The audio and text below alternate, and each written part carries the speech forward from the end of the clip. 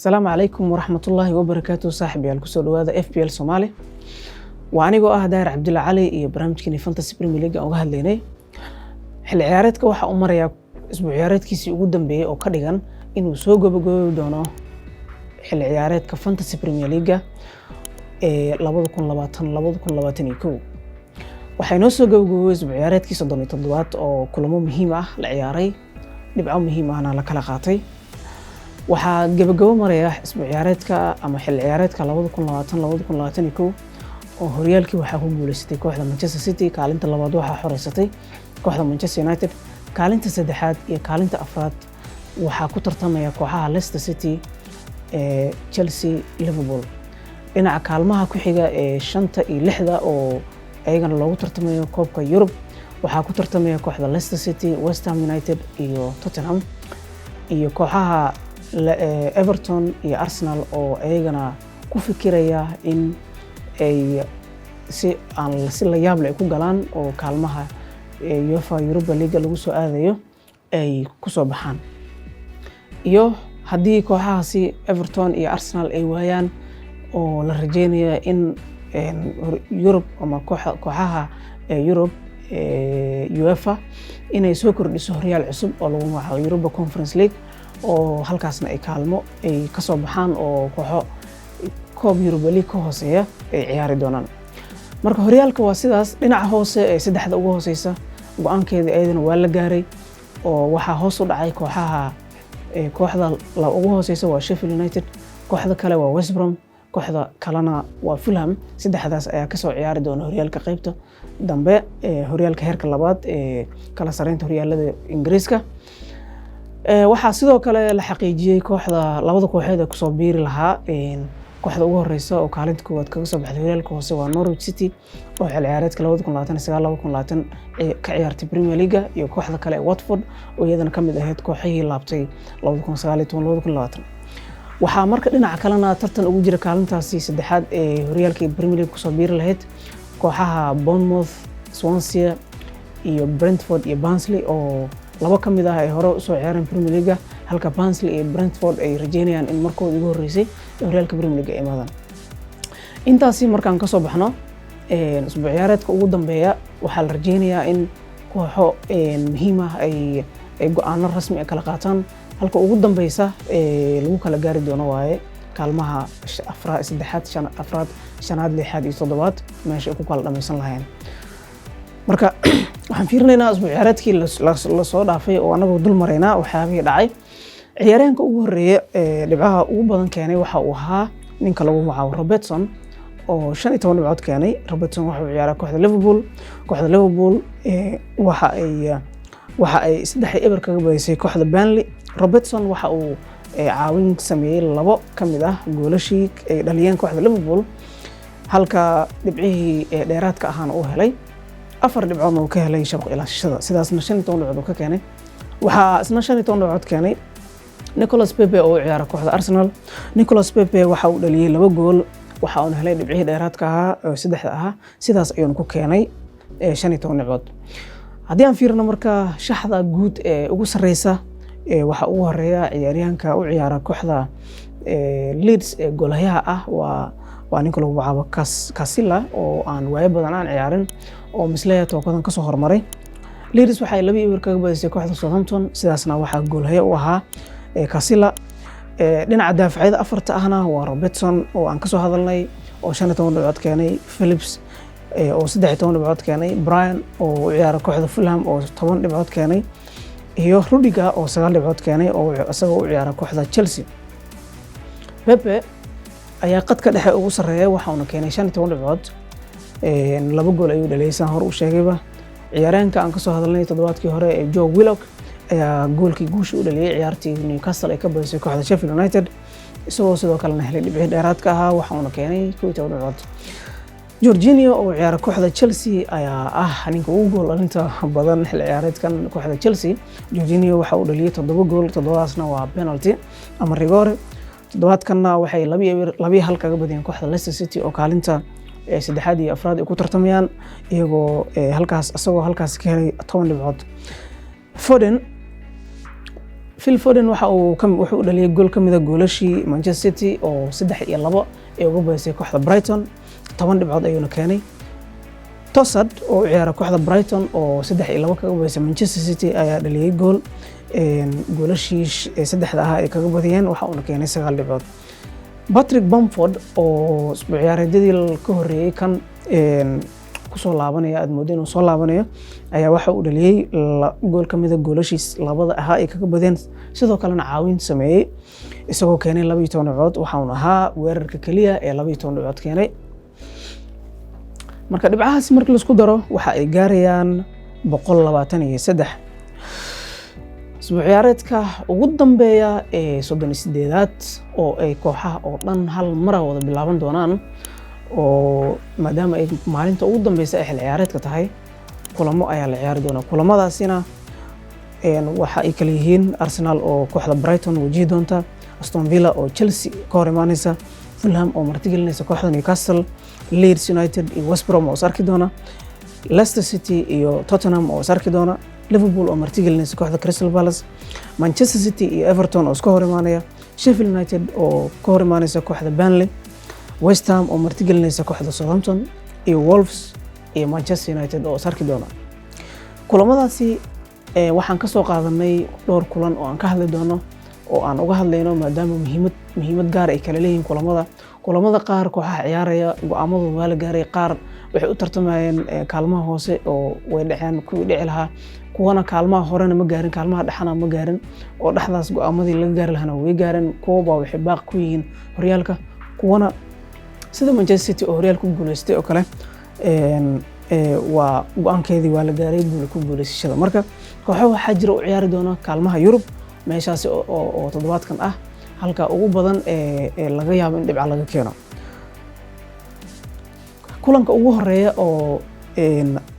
toddobaadkan oo aan ka hadlayno waa kulanka Arsenal iyo Brighton iska hor imaan doonaan. kulankaasi waxaa ciyaari doona ciyaaryahanada Aubameyang, Martinelli iyo Smith Rowe oo noqon kara farqi cajiib ah oo dhibca laga keeno maadaama kooxda Arsenal ay qasab tahay in kulankan ay badiso haddii ay rajadeeda ay sii xoojinayso maadaama ay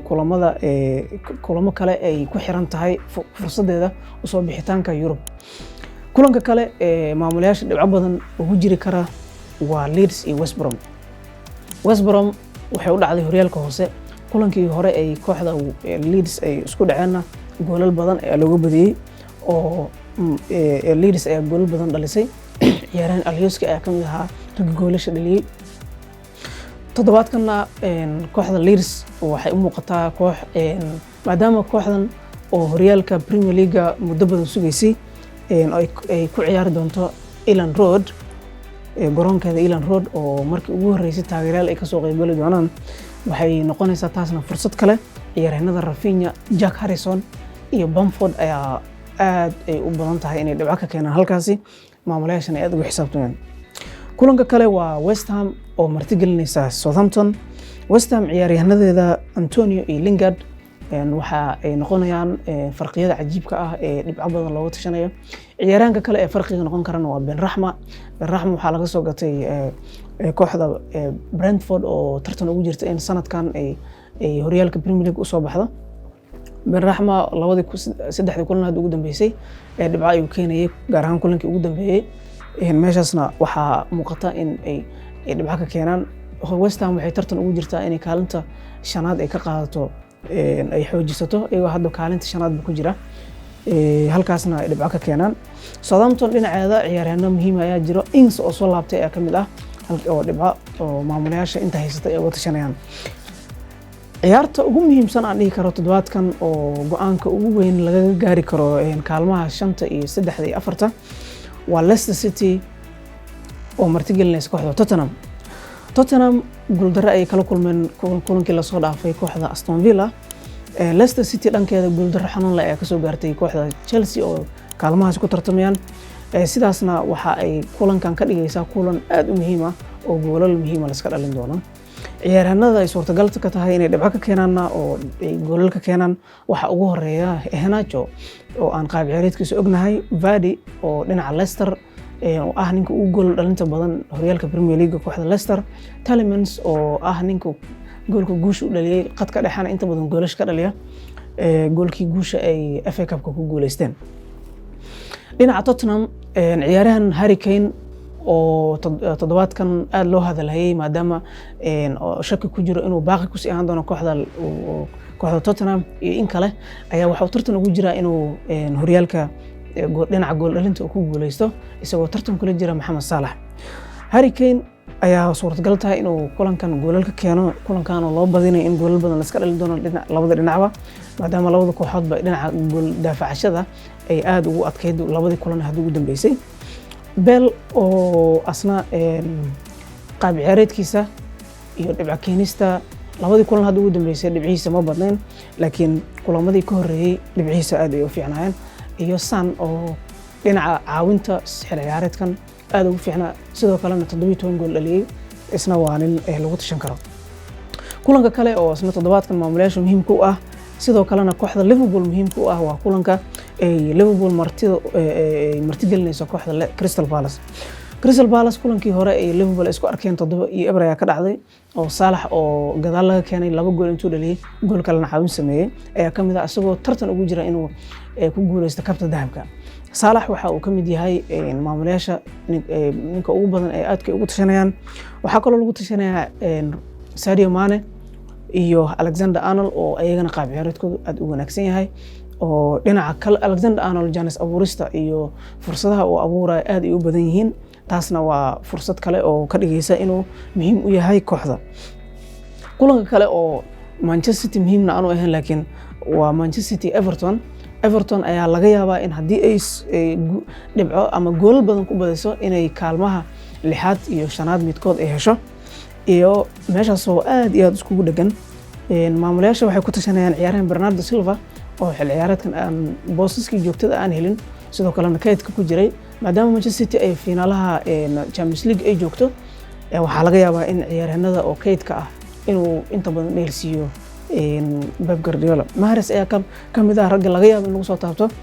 Ferran Torres iyo Phil Foden iyagana waxay kamid yihiin ciyaaryahanadii dhibcaha keenay labadii kulan ee hadda ugu dambeysay halkaasna waxa ugu jira sidoo kale waxaa laga yaabaa in ciyaaryahanka lagu magacaabo Sergio Aguero loo sameeyo sagootin oo maadaama ay tahay kulankiisii ugu dambeeyay ee uu ku ciyaari doono garoonka Etihad halkaasna oo laga yaabo inuu helo fursad meeshaasna dhibca ay ka helaan maamulayaasha ninkaasna waa nin muhiim ah oo aad lagu tashan karo dhinaca Everton Calvert-Lewin iyo Digne iyo Sigurdsson waxay hogaamin doonaan dadaalka kooxda Everton ee ugu jirto in ay dhibco muhiim ah ka hesho kulanka kale waa Aston Villa iyo Chelsea waxaan xasuusanaa in Aston Villa ay guul darro xanuun la gaarsiisay kooxda Tottenham taasna waxay rajo siisay oo tababaraha kooxdaasi oo guushiisa kontonaad gaaray sidoo kale waxa u soo laabtay ciyaarahan Jack Grealish oo asna ay muhiim u tahay in kulankan uu ka soo muuqdo iyadoo toddobaadkan la xiriirinayo in kooxda uu ka tagi doono oo dhinaca Arsenal la xiriirinayo wararkaasna wixii ka soo kordho idin soo gudbin doonaa Chelsea dhankeeda waxay sugaysaa inay ciyaarto Champions League laakiin kulankaana wuxuu muhiim u yahay dadaalkeeda Champions League iyo kaalintaas ay ugu jirto si ay u xoojisato waa inay badisaa Mount iyo Werner ayaa laga yaabaa inay meeshaas dhibco ka keenaan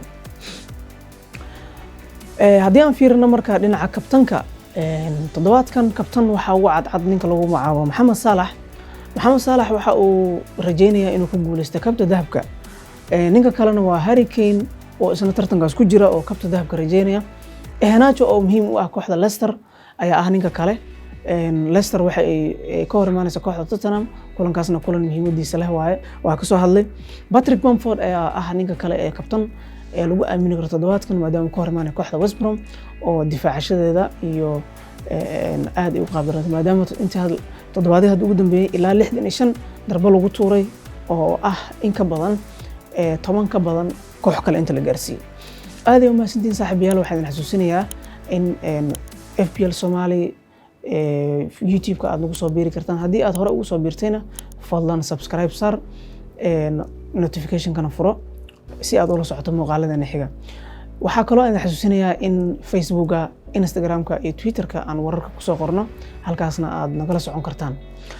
aad iyo mahadsantihiin. waxaan idin rajeynayaa isbuuc ciyaareedkan oo aad ku dhammaysato meel fiican maadaama uu yahay kii ugu dambeeyey ee isbuuc ciyaareedkii ugu dambeeyey. aad iyo mahadsantihiin. wasalaamu calaykum waraxmatullaahi wabarakaatu.